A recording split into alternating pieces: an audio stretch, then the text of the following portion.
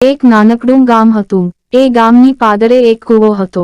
એ કૂવામાં એક દેડકો તેના 2 બચ્ચાં અને દેડકી સાથે કૂવામાં રહેતો હતો. દેડકો ખૂબ ખવદરો. તે ખાઈ ખાઈ ખૂબ જાડો પાડો થઈ ગયો હતો. તે માનતો કે પોતાનાથી મોટું બીજું કાંઈ છે જ નહીં. એક દિવસ દેડકાના 2 બચ્ચાં કૂવાની પાળે રમતાં હતાં. તેમને દૂરથી ચાલતો ચાલતો આવતો એક હાથી જોયો. પહેલાં કોઈ દિવસ તેમને આવું વિશાળકાય પ્રાણી જોયું ન હતું. તેઓ ખૂબ ડરી ગયાં ને કૂવાના પાણીમાં કૂદી પડ્યાં. પોતાની મા દેડકી પાસે જઈ બોલ્યાં, મામા, આજે અમે એક મોટા કાળા પહાડ જેવું પ્રાણી જોયું.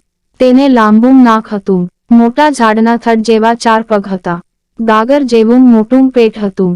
બચ્ચાંની વાત સાંભળી દેડકો મોટી ફલાંગો ભરતો ભરતો ત્યાં આવી પહોંચ્યો ને બોલ્યો, મારાથી મોટું બીજું કોઈ હોય જ નહીં.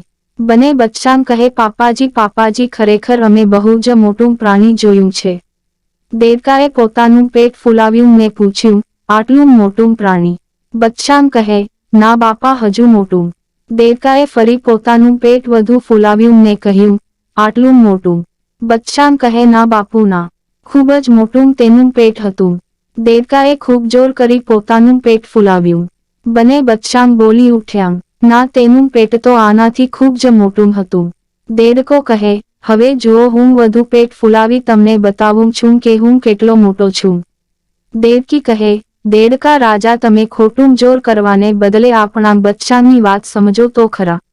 દેડકો કહે, મારા કરતાં મોટું આ દુનિયામાં કોઈ છે જ નહીં. એમ કહીને તે ફરી ખૂબ જોર કરી પોતાનું પેટ ફૂલાવવા લાગ્યો. થોડી જ વારમાં મોટા અવાજ સાથે દેડકાનું પેટ ફાટી પડ્યું. બિચારો દેડકો ખોટું અભિમાન કરી પોતાની તાકાત કરતાં વધુ જોર કરવા જતાં પોતાનો જીવ ગુમાવી બેઠો. આવી જ સરસ મજાની વાતો સાંભળવા માટે અમારી ચેનલને સબસ્ક્રાઇબ કરવાનું ના ભૂલતા હો.